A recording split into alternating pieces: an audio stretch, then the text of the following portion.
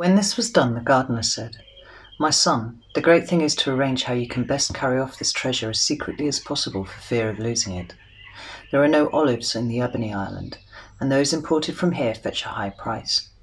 As you know, I have a good stock of olives which grow in this garden.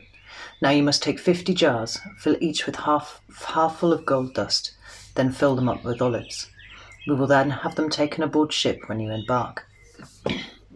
The prince took his advice and spent the rest of the day filling the 50 jars, and fearing lest the precious talisman might slip from his arm and be lost again, he took the precaution of putting it in one of the jars, on which he made a mark so as to be able to recognize it. When night came, all the jars were ready, and the prince and his host went to bed. Whether in consequence of his great age or of the fatigues and excitement of the previous day, I do not know, but the gardener passed a very bad night. He was worse next day, and by the morning of the third day was dangerously ill. At daybreak the ship's captain and some of his sailors knocked at the garden door and asked for the passenger who was to embark. "I am he," said Camaralzaman, who had opened the door. "The gardener who took my passage is ill and cannot see you, but please come in and take these jars of olives and my bag, and I will follow as soon as I have taken leave of him." The sailors did as he asked, and the captain, before leaving, charged Camaralzaman to lose no time, as the wind was fair and he wished to set sail at once. As soon as they were gone, the prince returned to the cottage to bid farewell to his old friend and to thank him once more for all his kindness. But the old man was at his last gasp and had barely murmured his confession of faith when he expired. Camaralzaman was obliged to stay and pay him the last offices, so having dug a grave in the garden, he wrapped the kind old man up and buried him. He then locked the door, gave up the key to the owner of the garden, and hurried to the quay, only to hear that the ship had sailed long ago, after waiting 3 hours for him. It may well be believed that the prince felt in despair at this fresh misfortune, which obliged him to spend another year in a strange and distasteful country. Moreover, he had once more lost the Princess Badora's talisman, which he feared he may never see again. There was nothing left for him but to hire the garden, as the old man had done, and live on in the cottage. As he could not well cultivate the garden by himself, he engaged a lad to help him, and to secure the rest of the treasure, he put the remaining gold into 50 more jars, filling them up with olives so as to have them ready for transport. While the prince was settling down to this second year of toil and privation, the ship made a rapid voyage and arrived safely at the Ebony Island. As the palace of the new king, or rather of the Princess Badora, overlooked the harbour, she saw the ship entering it and asked what vessel it was coming in so gaily decked with flags, and was told that it was a ship from the island of idolaters which yearly brought rich merchandise.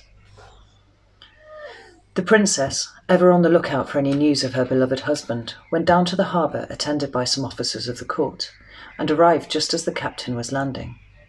She sent for him and asked many questions as to his country, voyage, what passengers he had, and what his vessel was laden with.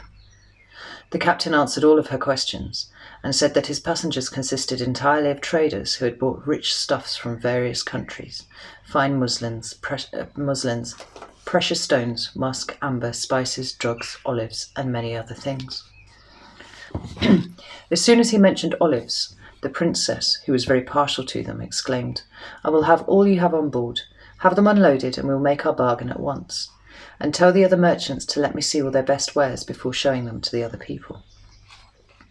"Sire," replied the captain, "I have on board 50 very large pots of olives. They belonged to a merchant who was left behind, as in spite of waiting for him he delayed so long that I was obliged to set sail without him." "Never mind," said the princess, "unload them all the same, and we will arrange the price." The captain accordingly sent his boat off the ship, and it soon returned laden with the 50 pots of olives. The princess asked what they might be worth. "Sire," replied the captain, "the merchant is very poor. Your Majesty will not overpay him if you give him 1,000 pieces of silver." "In order to satisfy him, and as he is so poor," said the princess, "I will order 1,000 pieces of gold to be given to you, which you will be sure to remit to him." So saying, she gave orders for the payment and returned to the palace, having the jars carried before her. When evening came, the Princess Badora retired to the inner part of the palace, and going to the apartments, of the Princess Hyatalnefus. She had 50 jars of olives brought to her. She opened one to let her friend taste the olives and to taste them for herself, but great was her surprise when, on pouring some into a dish, she found them all powdered with gold dust. "What an adventure! How extraordinary!" she cried. Then she had the other jars open, and was more and more surprised to find the olives in each jar mixed with gold dust. But when at length her talisman was discovered in one of the jars, her emotion was so great that she fainted away.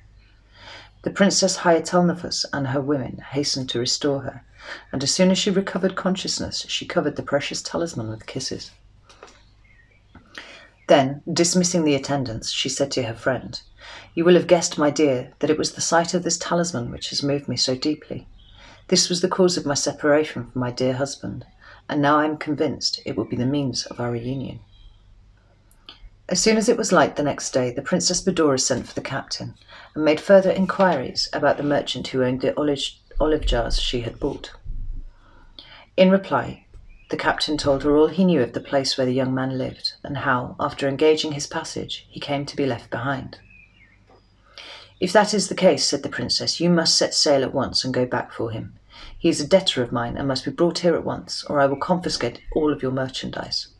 I shall now give orders to have all the warehouses where your cargo is placed under the royal seal, and they will only be opened when you brought the man I ask for. Go at once and obey my orders."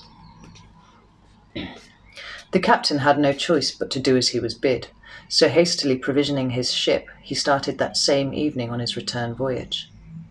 When after a rapid passage he gained sight of the island of idolaters, he judged it better not to enter the harbour, but, casting anchor at some distance, he embarked at night in a small boat with 6 active sailors and landed near Camaralzaman's cottage. The prince was not asleep, and as he lay awake moaning over all the sad events that had separated him from his wife, he thought he heard a knock at the garden door. He went to open it and was immediately seized by the captain and the sailors, who, without a word of explanation, forcibly bore him off to the boat, which took them back to the ship without loss of time. No sooner were they on board than they weighed anchor and set sail. Camaralzaman, who had kept silence till then, asked the captain, whom he recognized, the reason for this abduction. "Are you not a debtor of the king of the Ebony Island?" asked the captain. "I? Why, I never even heard of him before, and never set foot in his kingdom," was the answer. "Well, you must know better than I," said the captain. "You will soon see him now, and meantime be content where you are, and have patience." The return voyage was as rapid as the former one, and though it was night when the ship entered the harbour, the captain lost no time in landing with his passenger, whom he conducted to the palace, where he begged an audience with the king. Directly the Princess Badoura saw the prince, she recognized him, in spite of his shabby clothes. She longed to throw herself on his neck, but restrained herself, feeling it was better for them both that she should play her part a little longer. She therefore desired one of her officers to take care of him and to treat him well. Next, she ordered another officer to remove the seals from the warehouse, while she presented the captain with a costly diamond, and told him to keep the 1,000 pieces of gold paid for the olives, as she would arrange matters with the merchant herself. She then returned to her private apartments, where she told the Princess Hyatalnefus all that had happened, as well as her plans for the future, and begged her assistance, which her friend readily promised. Next morning she ordered the prince to be taken to the bath and clothed in a manner suitable to an emir or governor of a province. He was then introduced to the council, where his good looks and grand air drew the attention of all on him. Princess Badoura, delighted to see him looking himself once more, turned to the other emirs, saying, "My lords, I introduce you to a new colleague, Camaralzaman, who I have known on my travels, and who, I can assure you, well deserves your regard and admiration." Camaralzaman was much surprised at hearing the king, whom he never suspected of being a woman in disguise, as asserting their acquaintance, whom he felt sure he had never seen before. However, he received all the praises bestowed on him with becoming modesty, and prostrating himself, said, Sire, I cannot find words in which to thank your majesty for the great honour conferred on me. I can but assure you I will do all in my power to prove myself worthy of it. On leaving the council, the prince was conducted to a splendid house which had been prepared for him, where he found a full establishment and well-filled stables at his orders. On entering his study, his steward presented him with a coffer filled with gold pieces for his current expenses. He felt more and more puzzled by such good fortune, and little guessed that the Princess of China was the cause of it. After a few days, the Princess Badoura promoted Camaralzaman to the post of Grand Treasurer, an office which he filled with so much integrity and benevolence as to win universal esteem. He would now have thought himself the happiest man in the world, had it not been for that separation which he never ceased to bewail. He had no clue to the mystery of his present position, for the princess, out of compliment to the old king, had taken his name and was generally known as King Armanos the Younger, few people remembering that on her first arrival she went by another name. At length the princess felt the time had come to put an end to her own and the prince's suspense, and having arranged all her plans with the Princess Hayatalnefous, she informed Camaralzaman that she wished his advice on some important business, and to avoid being disturbed, desired him to come to the palace that evening. The prince was punctual, and was received in the private apartment. Then, having ordered her attendants to withdraw, the princess took from a small box the talisman, and handing it to Camaralzaman said, "Not long ago, an astrologer gave me this talisman. As you are universally well informed, you can perhaps tell me what is its use." Camaralzaman took the talisman, and holding it to the light, cried with surprise, "Sire, you ask me the use of this talisman. Alas, hitherto it has only been a source of misfortune to me, being the cause of my separation from the one I love best on earth. This story is so sad and strange that I am sure your majesty will be touched by it, if you will permit me to tell it to you." "I will hear it some other time," replied the princess. "Meanwhile, I fancy it is not quite unknown to me. Wait here for me. I will return shortly." So saying, she retired to another room, where she hastily changed her masculine attire for that of a woman, and after putting on the girdle she wore the day they parted, returned to Camaralzaman. The prince recognized her at once, and embracing her with the utmost tenderness, cried, "Oh, how can I thank the king for this delightful surprise?" "Do not ever expect to see the king again," said the princess, as she wiped the tears of joy from her eyes. "In me you see the king. Let us sit down, and I will tell you all about it." She then gave a full account of all of her adventures since their parting, and dwelt much on the charm and noble disposition of the Princess Hayatalnefous, to whose friendly assistance she owed so much. When she was done, she asked to hear the prince's story, and in this manner they spent most of the night. Next morning, as soon as she was dressed, the princess desired the chief eunuch to beg King Armanos to come to her apartments. When he arrived, great was his astonishment at finding a strange lady in company of the Grand Treasurer, who had no actual right to enter the private apartments. Seating himself, he asked for the king. "Sire," said the princess, "yesterday I was the king. Today I am only the Princess of China and wife to the real Prince Camaralzaman, son of King Shahzaman, and I trust when your majesty shall have heard our story, you will not condemn the innocent deception I have been obliged to practice." The king consented to listen, and did so with marked surprise.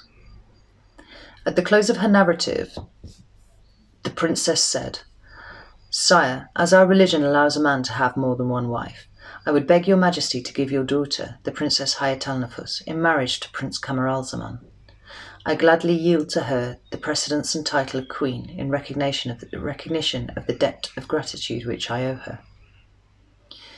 King Armanos heard the princess with surprise and admiration. Turning to Camaralzaman, he said, "My son, as your wife, the Princess Badoura, whom I have hitherto looked on as my son-in-law, consents to share your hand and affections with my daughter. I have only to ask if this marriage is agreeable to you, and if you will consent to accept the crown which the Princess Badoura deserves to wear all her life, but which she prefers to resign for love of you." "Sire," said Camaralzaman, "I can refuse your majesty nothing." Accordingly, Camaralzaman was duly proclaimed king and married with all pomp to the Princess Hayatalnefous, with whose beauty, talents, and affection he had every reason to be pleased. The two queens lived in true sisterly harmony together, and after a time each presented King Camaralzaman with a son, whose births were celebrated throughout the kingdom with the utmost rejoicing. See you tomorrow night.